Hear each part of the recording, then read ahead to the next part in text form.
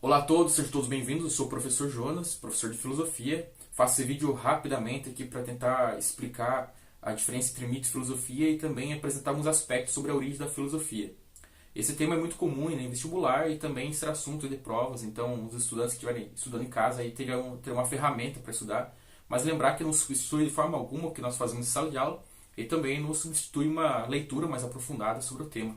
Aqui é apenas uma orientação para quem realmente está estudando sozinho, às vezes tem dúvida de qual ponto partir.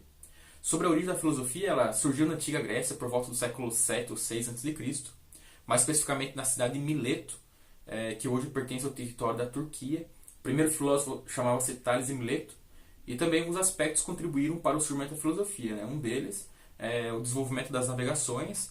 Os gregos viajavam distâncias cada vez maiores, e isso fez com que eles questionassem o universo, o cosmos, né, em que eles viviam, e também eles começaram a conhecer culturas diferentes, isso também promoveu uma reflexão neles muito importante. A democracia grega, sem dúvida nenhuma, é um aspecto extremamente importante, porque entre os gregos cidadãos, havia o princípio da liberdade, da igualdade, e também promoveu neles a liberdade exatamente para pensar, e também o ócio, né? O ócio, tendo em vista que o desenvolvimento da moeda, por exemplo, é um aspecto importante, porque eles conseguiram guardar dinheiro, uma forma de se guardar dinheiro, e eles conseguiram encontrar tempo para pensar. E aí o ócio, né? A palavra ócio significa tempo livre para pensar. Também vários outros aspectos, como por exemplo o teatro, a música criada por Pitágoras, né? O, as Olimpíadas foram importantes também. Todos os aspectos de uma maneira contribuíram para o surgimento da filosofia, e um dos mais importantes, diria ainda, é o alfabeto. Né? Lembrando que a palavra alfabeto significa alfa, é a primeira letra do alfabeto grego, beta, segunda. O alfabeto com uma forma de escrita, de escrever, letras que podem reproduzir quase todos os sons, talvez todos os sons, e dessa maneira você poderia escrever livros, né, papiros naquela época, registrar o que você pensava, ler o que o outro pensava. É claro que isso vai contribuir de uma forma muito importante para o surgimento da filosofia, o desenvolvimento da filosofia também na antiga Grécia. E é importante apresentar também a diferença entre mito e filosofia. Né? Enquanto o mito ele tem uma característica de narrar a origem de alguma coisa, que geralmente envolve divindades, etc., a filosofia exige uma explicação racional sobre a origem do mundo, sobre a origem do universo. Então é essa forma de filosofia que surge naquela época. Daqui nós podemos diferenciar três formas, ou duas formas de mito, e aí caracterizamos a filosofia.